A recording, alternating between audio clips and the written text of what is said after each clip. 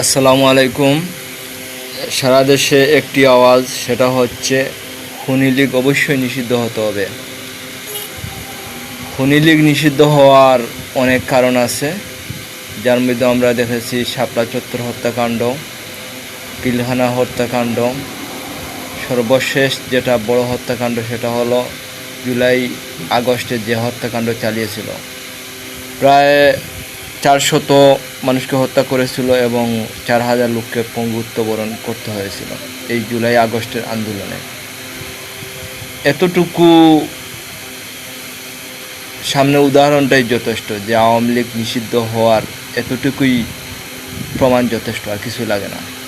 তাছাড়া আমরা দেখেছি বিগত সময়ে সাংবাদিকরা সাগরণী হত্যা, এরপরে আবরার হত্যা, এরপরে আমরা দেখেছি এই চট্টগ্রামে একজন সেনাবাহিনীকে হত্যা করা হয়েছিল। সেইগুলো হত্যাকাণ্ড, গুম খুন হত্যাকাণ্ড সব মিলিয়ে একত্র করলে আওয়ামী লীগ অবশ্যই নিষিদ্ধ হওয়ার কারণ যথেষ্ট।